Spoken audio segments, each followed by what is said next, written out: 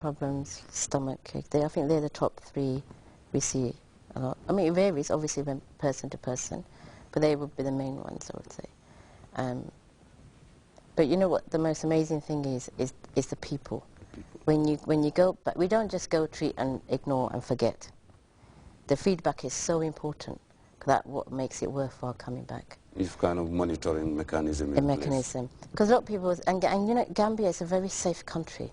And you know, with the president creating the security and the peace that we have such a warm welcome. But I don't think you get that warm welcome anywhere in the world. And a lot of people in the UK will say, "Oh, is it safe going to Gambia? You know, why should you go to Africa?" You know, and we say, and we have to counteract that. Say it is. You must come to experience what we experience. Words alone are not enough. And you know, tourists will say, "Yes, smiling Gambia, smiling coast of Gambia." But we see the root. We see the underlining. It's not just the smile. The smiles are coming from the heart. And when you see the people, and I'm telling you, when you experience what we experience, and the smile is from the heart, it's not just from the top, and the appreciativeness and the safety of coming here and seeing the people from village to village, it's just, there is no price added to that. It's priceless. And this is what we really endeavour, which makes us keep on coming back and to continue and to work with the government and to make this truly holistic nation and make people understand that we can help each other. We can empower each other and become stronger together. Like they say, you know, one alone is not as strong. Combined together, it's hard to break and become much stronger. I believe personally that if we combine together each other, you know, we will become strong. And this is why I was very impressed with the President's alternative medicine treatment program. Yes, we come into I was very impressed with that, alhamdulillah. Because he doesn't care what the world says. This is what he believes in and this is what he's doing. And that's, I think, we should all have his attitude. And do you believe that for every disease, yes, there is a cure? I believe that every disease there is a cure. Because even as a Muslim, in the Quran, Allah subhanahu wa ta'ala says, for every disease I have sent down a cure. It's up to us when we find it, or how we find it. Now the cure could come via herb, via different methods, but it has to be a natural cure to really go to the deep core. And yes, yes, I do believe. And it's understanding that, and it's having the belief in yourself, having the belief that we have nothing to hide, and we know we are doing the best for the people, and the people can feed back that. It's not just us saying it, but the people can reply back.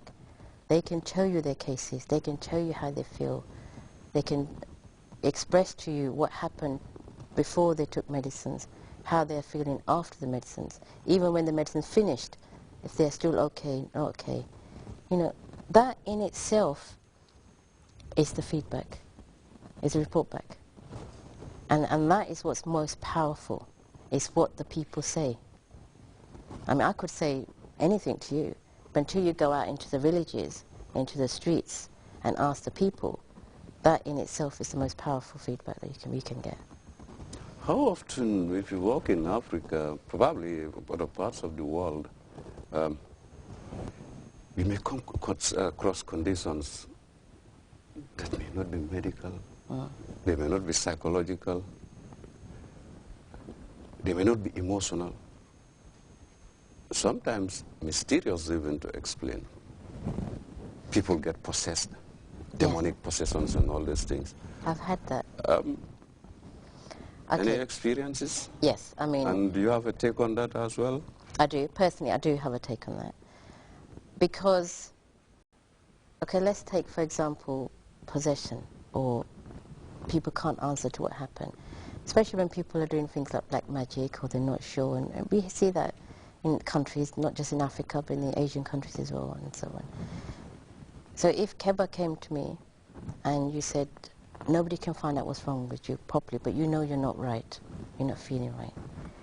Again, going back to the principle, is, okay, I will take your symptoms. Now, your symptoms may be, 1 minute I'm feeling this, the next minute I'm feeling something else, I don't know what I'm doing, I don't know where I'm going, and then 1 minute I'm fine. Some people say you've been possessed. Some people say you have a mental disorder. Some people say this, but you don't know what is wrong with me. I'm not going to go into saying, okay, let me try and diagnose. No, I'm not going to diagnose, but what I'm going to do is look at your symptoms.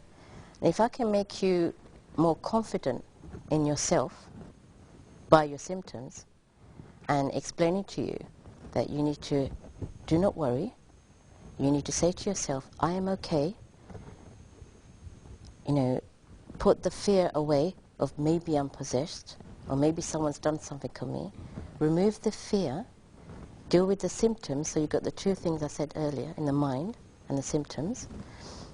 And from experience point of view, I have seen that work. So it's going back to the mind.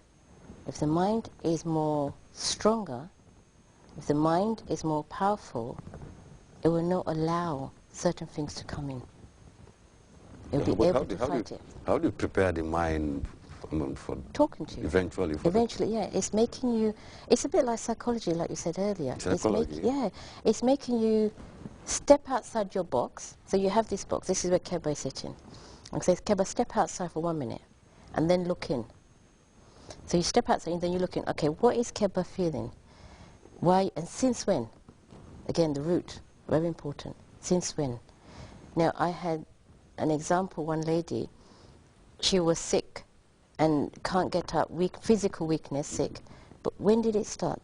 One day she saw a shadow go past her when she was sleeping, and she got scared. So she went into shock. And she believed maybe she was possessed, maybe something came to her bed. And ever since then she said, I have weakness, I cannot walk, I'm crawling to go to the bathroom, and it's been many years. So how do we treat this? So, okay, you're looking at the body weakness. So you look at the physicals, you give the body things for the physicalities to strengthen the muscle, strengthen the thing. Then you're looking at the mind. Now, look at her root. She got frightened in the middle of the night. She got shocked. She thinks she saw something went past her, he was coming for her, she said. So that's a shock to a sister. That's emotional. Emotional shock. So she believed that maybe this was something unnatural. She believes under psychological. Yeah. Then, so she understands that this may be something unnatural, someone doing something. And so she believed that, and then her weakness came on. Now, if you make her try to understand, that's a shock to your body. Let's deal with that shock. Let's get your mind, I'm okay. Whatever happened that time, it's gone. It's not there now. And you need to believe you're